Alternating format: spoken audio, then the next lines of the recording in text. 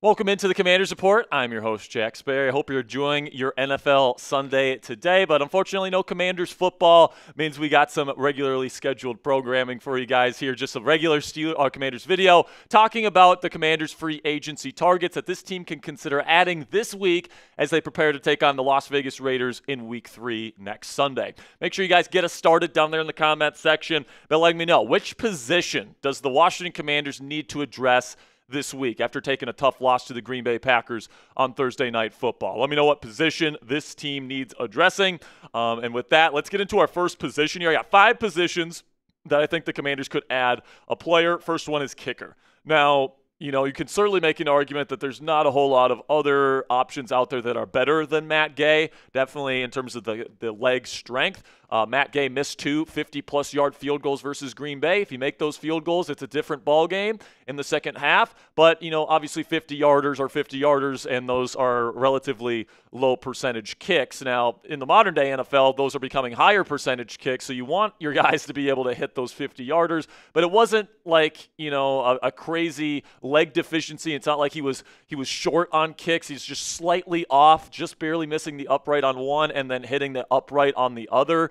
And because of that, I think they're going to give him another chance, and they're going to give him another week at least. Now, if he continues to miss kicks and if he starts missing kicks inside of 50 yards, and he starts missing them badly, then I think the conversation becomes, okay, we need to get a new kicker in here pronto. But because those 2 misses were 50-plus yarders and they were close misses with good leg, I think they're probably going to keep Matt Gay. And in terms of the kicker options that are out there, there's not a whole lot out there, guys. Justin Tucker, I don't know if anyone's ever going to bring him back, especially after a tough season last year on the allegations against him. And then the other guys, man, Badgley, Joseph. There's a reason why these guys are not signed right now, plain and simply. Now, Ben Sauls is a lefty kicker out of Pitt, played with the Steelers during the preseason, hit multiple 50-plus yard field goals for the Steelers.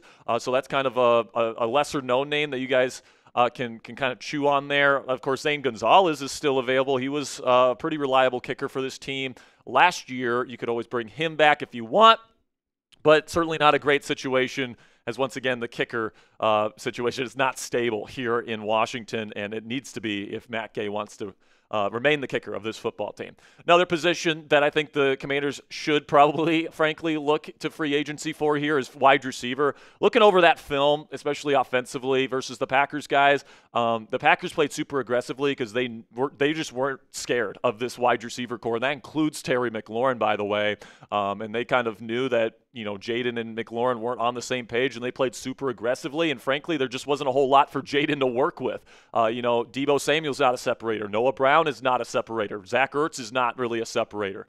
If you catch zone coverage, these guys can find ways to get open. They're crafty, but I think the Packers kind of showed if you play man coverage against the Washington Commanders, or at least match coverage principles, there's not going to be a lot of these weapons that are going to be consistent separators.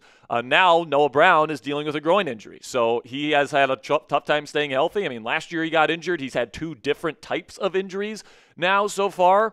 This season he got injured during, I believe it was mandatory minicamp. That took him out for a lot of preseason practices and training camp practices. Now he's dealing with a groin. So, and the guys behind him didn't do much better after Noah had to leave the game. Jalen Lane and Luke McCaffrey, very underwhelming wide receiver backups at this point, in my opinion. They're not going to really help you out in terms of the separation. I thought Luke McCaffrey had a couple decent plays there at the end in garbage time versus the Packers. Maybe they give him a chance to be that separator type on the other side of Terry McLaurin this week. But there's also some pretty decent options in free agency. All right, Deontay Johnson has flamed out in a number of different places, but he's known as a route runner. I think that makes some sense here for Washington. So I don't know if he's a culture fit. Honestly, I would say he's probably not a culture fit, but maybe Dan Quinn thinks this culture can bring in a guy like Deontay Johnson and quote-unquote fix him. Odell Beckham Jr. is still out there. He's still a pretty decent route runner and with pretty solid hands. He's got huge mitts for hands that can still catch the football. Robert Woods is a veteran that is still out there. Nelson Aguilar has been a decent number 4 receiver for a long time. You could consider him. And then Tyler Boyd, DJ Chark, Zach Pascal, Pascal and KJ Hamler are some other bigger names that are out there on the free agency market that you guys can consider. Personally, I would maybe bring in Deontay Johnson for a visit, see if he's the type of guy that you want to bring in here, because adding a guy like Deontay Johnson, who at least in his profile in the past has been somebody that can separate and can be that type of guy for this offense, I would at least think about him and maybe even think about Odell Beckham Jr. And if not those two guys, I would certainly take a look at Woods and Ekeler as well. Now, before we get into the rest of this free agency target video for the Washington Commanders here, go to chatsports.com/Daniels and pick up the jersey of the guy throwing those wide receivers the football, Jaden Daniels. We got a bunch of different we got all the different styles of jersey. We got the Super Bowl era jerseys, the new alternates that they have, the black alternates as well. And if you just want to get a plain home or away jersey, we can also do that as well. Part of the proceeds go back to us here at Chat Sports. Really good stuff, guys. Go to chatsports.com/Daniels to pick up your Jaden Daniels jersey. By the way, guys, we're not going to talk a bunch about Jaden Daniels today, but watching over that film from Thursday, Jaden, I actually thought played a pretty decent game for what his receivers were giving him and what the Packers defense was giving him. Not time to panic yet, guys. I'm still a big believer in Daniels. If you are as well, go to chatsports.com/Daniels and get his jersey today. All right, so now let's talk about defensive end because somebody that plays a really specific role in this Commanders defense got injured and is out for the season with a quad injury. And that is Deatrich Wise. And Wise was really doing a good job to start the season as that kind of, early down defensive end /5 technique when they want to go to their 4-3 underfronts. He's a good player, and you lose him for the rest of the season, and that sucks. And, what really makes that terrible is, Wise's role is such a tough one to replace because you need a bigger guy that's like 270 to 200 and up to 280 pounds to be able to handle that 5 technique spot when you go to that 4-3 underfront, but you also need somebody that's athletic enough and good enough as an edge rusher to be able to put out there on early downs as a defensive end. So there's that size profile, just you don't find it very often, which is one of the reasons why the Commanders went out and got Wise this offseason to replace Cleveland Ferrell, who played this role for them last year. Their current practice squad option is Jalen Holmes, currently on the practice squad for the Washington Commanders. He did not play well in the preseason, guys, so for me personally, I would rather go out and get somebody else. And there's also some other options out there that they could consider. Now, there is some in-house options. They could shuffle things around. You could play Von Miller more. You could play Jacob Martin more.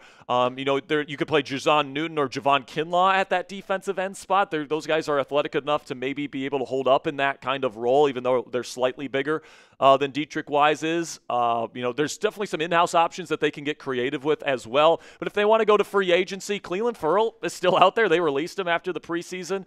He played this role for them last year. He could come in like that and know what to do immediately. Then you get DeMarcus Walker, who's kind of like that bigger defensive end, very similar to Deatrich Wise. Keep your eye on DeMarcus Walker this week. And then same thing goes for Morgan Fox, who has been a 5 technique type of player throughout his career. Has been pretty darn good in that role as well. So keep your eye on these 3 players. After the Deatrich Wise injury, I think that there's a decent chance they could add a defensive lineman this week. Then we get to the tight end position and of course, this is another injury. John Bates, your blocking tight end, was really having a great start to his season. Ends up getting an injury. I think he also had a groin injury as well. And that is just not ideal, man, because John Bates, such an important part of this blocking run offense. He's also a pretty decent outlet on check down on check flats and all that stuff. But it's kind of a low-key big deal for this offense, man, especially on early downs. They like to go to those 2 tight end sets. Especially because they don't have the most dynamic wide receiver room in the world. But hopefully Ben Sinnott, who's not as big and not as good of a blocker as Bates is, can step up into that second tight end role. Also saw Colson Yankoff, who's even smaller than Ben Sinnott, was out there quite a bit in the second half versus the Packers. So, they could add a tight end. There's some decent guys out there. I like Jordan Akins, formerly with the Cleveland Browns. He's a big body. You could bring him in. Some other names that you guys might know, Ross Dwelly, Hayden Hurst, C.J. Uzama, Pharaoh Brown, and Gerald Everett are other veteran free agency options that are out there if the Commanders want to make a move at this position. And then the final position here, guys, that you could target is, frankly, safety. I was skeptical of the Will Harris signing when they made it. Now, the Commanders coaching staff all throughout the offseason was super complimentary of him, and they really like him. But, he's never really played strong safety, and they're asking him to play strong safety in this defense. And like there was multiple times where he was just soft against Green Bay. Like he let Jordan Love lower the shoulder on him. And then you had Tucker Kraft, who literally like threw him out of bounds on a big time run. So, even though he's put on some weight, he's 207 pounds now. That's the highest playing weight he's ever played at in his career. He's got some versatility, and I don't think he's useless for this Commanders defense. I think he can play in the slot a little bit. I think he does a pretty decent job on tight ends, even though he didn't do that against Tucker Kraft. He can play deep safety pretty decently. I just don't know if he is the the type of box safety, great tackler that you need out of that role in this defense. And honestly, I might trust Jeremy Reaves, who is not as big. He's about 7 pounds lighter than Will Harris, but Reaves plays the game the right way, man. He forced a fumble against the Giants week 1. He is an absolute missile launcher back there. And whereas Will Harris was kind of playing soft, kind of conservatively, like he didn't want to make a missed tackle and he's playing scared, Jeremy Reaves, doesn't play scared. That's the one thing you can't say about Jeremy Reaves is that he plays scared because he doesn't do that. I don't know what the solution is to that secondary, guys, but they could certainly add somebody. There's some pretty good safeties that are still available in free agency. Marcus Williams is a longtime starter still out there. Von Bell, longtime strong safety still out there. Same thing with Marcus May and Adrian Amos.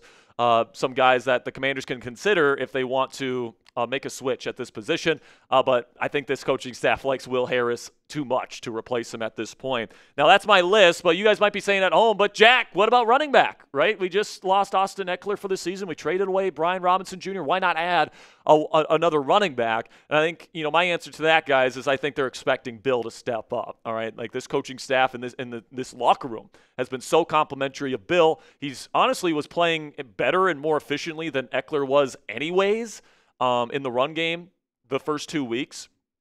So, I think that this was a move that probably should have happened whether Austin got injured or not. Make Bill your number one running back, see what it looks like with that.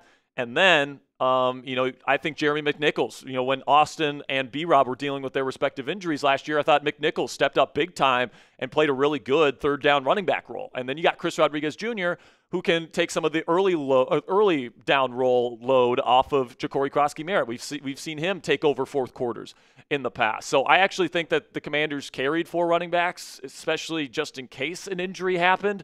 And Ja'Cory Krosky-Merritt's got enough explosiveness. I think he's good enough as a receiver. All those different things that you need out of your number one running back to move forward with him. And frankly, I don't like any of the running backs on the free agency market. Definitely not over Bill Krosky-Merritt. So who's your guy? Let me know down there in the comments section. If you could add one player for Washington in free agency this week, who is it? Let me know down there in the comments section.